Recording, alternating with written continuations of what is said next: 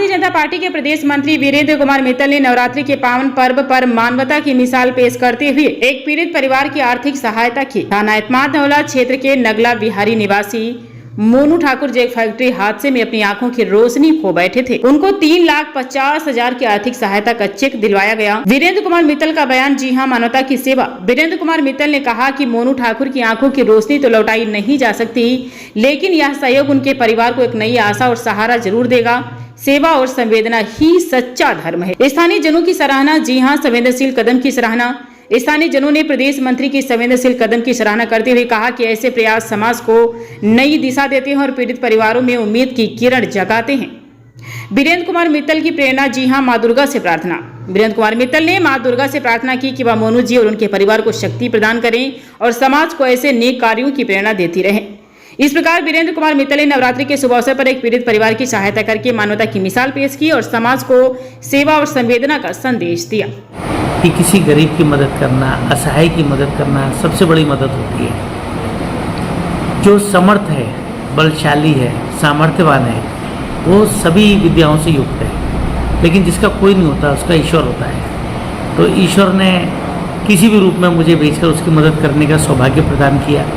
मैं अपने ईश्वर का शुक्रगुजार हूँ। मैं अपने भगवान को नमन करता हूँ कि उन्होंने मुझे इस पुनीत कार्य में आगे बढ़ के मौका दिया करने के लिए। मदद ईश्वर सबकी करता है, बस जरिया देता है। मुझे जरिया बनाकर भेजा वहाँ पर। पता चला वहाँ एक मोनू ठाकुर नाम का एक श्रमिक, जिसकी आंखें कार्य करते हुए चली गई थी। एक दुर्घटना हुई फैक्ट्री में, जिसके अंतर्गत उसकी आंखें चली गई। काफ़ी इलाज भी कराया, एम्स तक इलाज कराने की कोशिश की, लेकिन कभी कभी कुछ चीज़ें ऐसी होती हैं, घाव लगने में देर नहीं लगती, घाव भरने में देर लगती है। तो काफ़ी समय लग रहा था। इस बीच में उसकी आंखों में काफ़ी परेशानी हुई और अंततः आंखें चली गई। तो काफ़ी प्रयास किया, अब आंखें लगवाने का भी प्रयास कर रहे हैं। तो फैक्ट्री मालिक से भी बात की, वो भी एक अच्छे सज्जन पुरुष थे, उन्होंने भी उसकी मदद का भरोसा दिलाया। इस तरह से सभी ने मिलकर उसको 3.5 लाख रुपए की आर्थिक मदद करी है। साथ ही उसके बच्चों को निःशुल्क शिक्षा प्रदान करने का हमने वादा किया है और पास के स्कूल में ही हमने बात कर ली है, जहां उसके बच्चे निःशुल्क पढ़ सकेंगे। हम चाहते हैं उस श्रमिक को भविष्य में कोई परेशानी ना हो, किसी प्रकार की आपत्ति ना आए, किसी प्रकार की विपदा ना आए और वह आगे इसी प्रकार अपने जीवन यापन करता रहे, बच्चों को सही शिक्षा दिलाता रहे और समाज का अभिन्न हिस्सा बनकर समाज में योगदान दें। आप श्रमिक नेता हैं, हमेशा श्रमिक की मदद के लिए आप तत्पर खड़े रहते हैं, चाहे दिन हो चाहे रात हो, 24 घंटे आप श्रमिकों की मदद।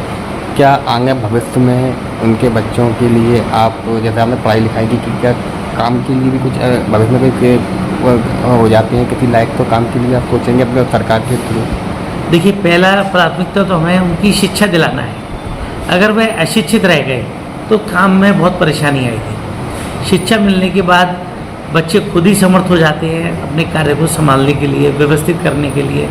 फिर भी हमारे लिए जो सेवा होगी हम आगे भी करेंगे, करते आ रहे हैं, आगे करते रहेंगे, कभी पीछे नहीं हटेंगे।